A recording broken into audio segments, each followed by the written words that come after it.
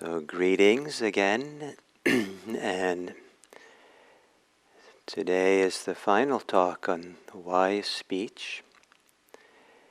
And there are these 5 questions that we can ask based on the 5 criteria the Buddha suggests for what is wise speech, for when we should speak. And, excuse me. And so the first is, through the question, is it true? Is what I'm going to say timely? Is it kind or nourishing or supportive or pleasing?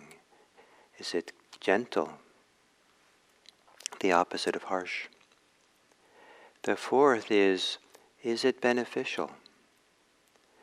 And today is not so much about the words themselves, but the question is, as I speak, is there a mind, a heart of kindness, a metta citta, a mind, a heart of loving kindness, of metta? That if we can speak from a mind or with a mind of goodwill, of friendliness, then we speak. And so this is a kind of a high standard, but an interesting place where the Buddha applies these 4 criteria is if the monastics, talking to his monastics, there are occasions where another monastic needs to be admonished, or needs to be receive some feedback, or needs to be criticized even, maybe. And so he gives these 5 criteria for when we go towards someone in order to provide this feedback that we have to give. And so if we have some difficult words to talk to someone, and we have to really talk to them about the behavior, or we're going to stand up in a demonstration and protest and speak or express ourselves in very clear and strong terms about what we feel is right and wrong, or what we want to clearly feel if we want to oppose. From the Buddhist point of view, in those situations, because the Buddha recognizes there are times when that's appropriate to have these difficult conversations, to ask ourselves these 5 questions, ending with, do I have a heart of kindness? Certainly don't speak that way and reproach someone from a mind of hatred or ill will or anger. Well, anger that has hostility in it, at least. There can be very strong, fierce no that some people might say is anger, but there's no hostility.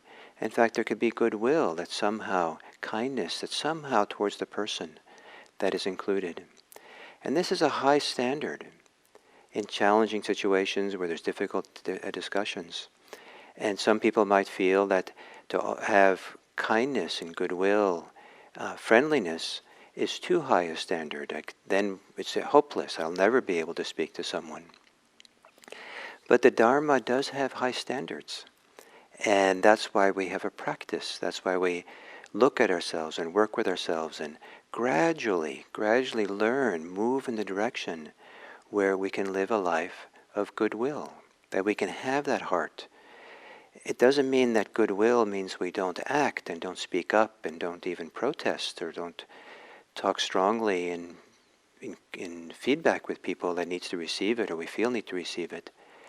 But we do it from that place of goodwill, the place of really considering is it beneficial for everyone? Am I speaking from the place of benefit into myself?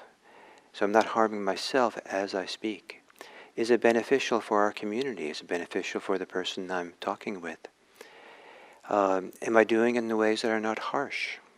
Is it doing it in a way that, so these criteria. So the Buddha does recognize the importance of speaking up, but then these criteria.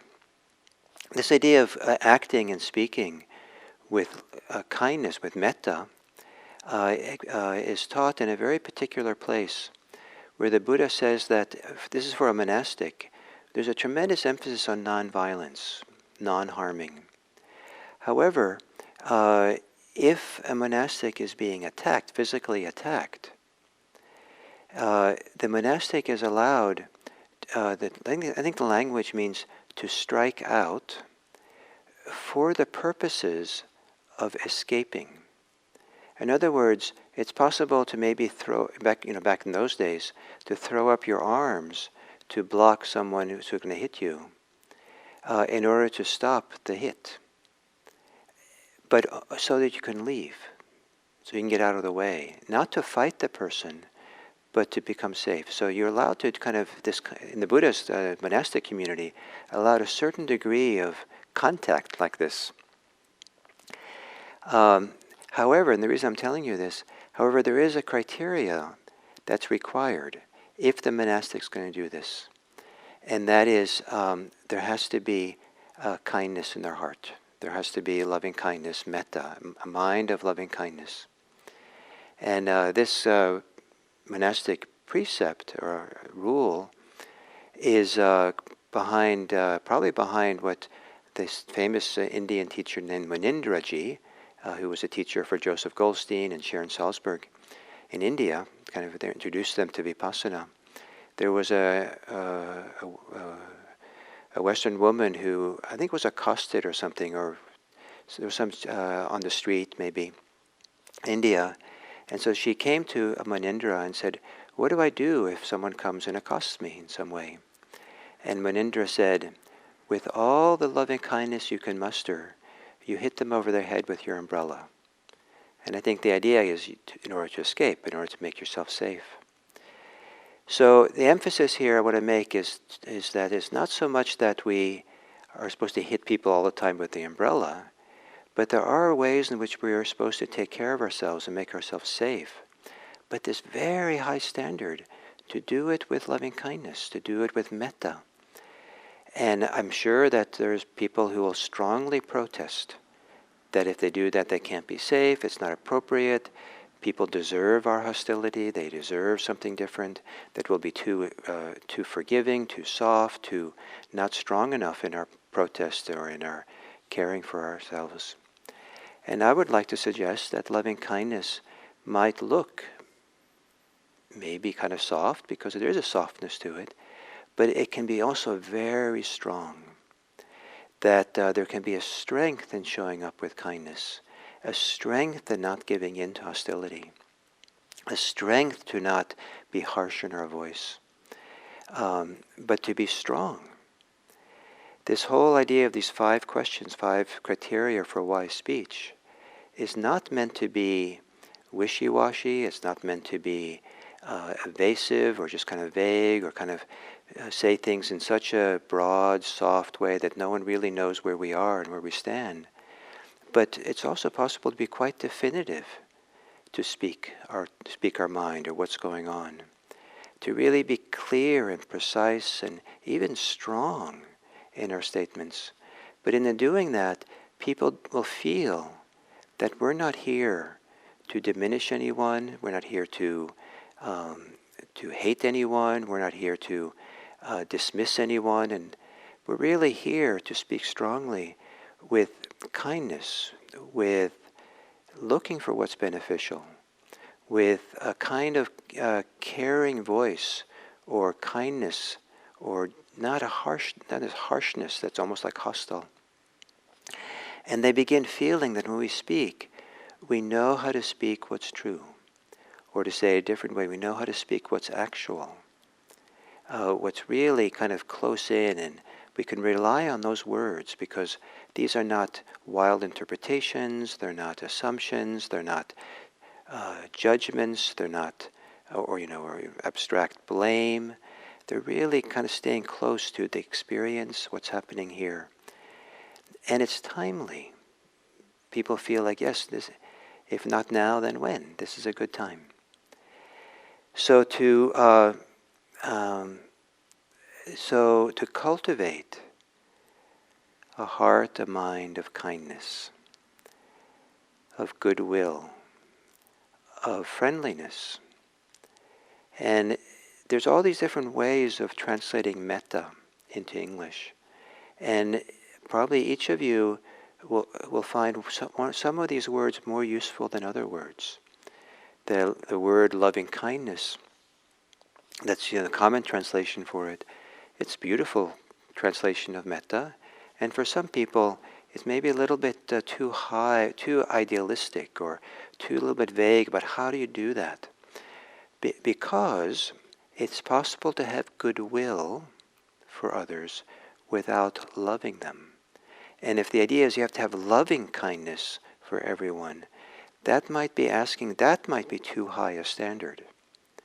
But to always have goodwill, to always approach and be with people with well-wishing for everyone, for the person you're in conflict with oneself, that yes, there's well-wishing, and I don't have to love you. I don't have to, be gushing with kind of kindness and,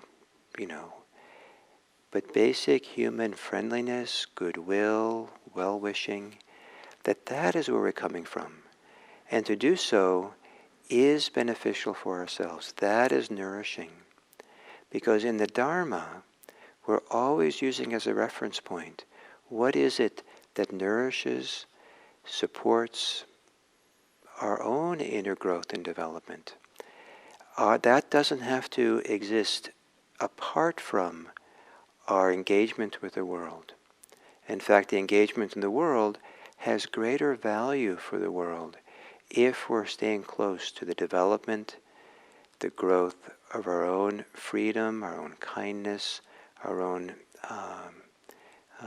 honesty, our own capacity for being present in an aware way, to be nourished from the inside.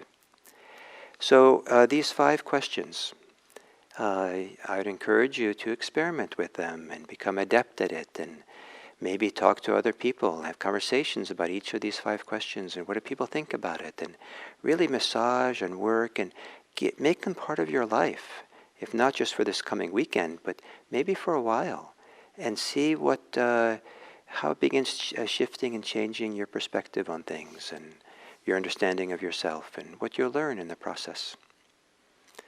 To become a wise speaker is to become a wise person. So thank you very much. And I have one announcement I'd like to make, and that is the Buddha that you see behind me here. As a custom of monastics, they sometimes go on a rains retreat. And so the Buddha Sunday afternoon is going to go off for a while. I don't know how long he's going to go off to meditate on his rains retreat. There's his place on the altar here at IMC is going to be replaced. Taking his place will be one of the great female monastic disciples of the Buddha named Patachara. And so her statue will be here starting for all you on Monday morning. And maybe Monday I'll talk a little bit about Patachara. But I'm telling you this now partly because on Sunday afternoon we're going to do a 30-minute unveiling and placing of that statue on the altar here. A group of students here at IMC have gifted this beautiful statue of Patachara to us.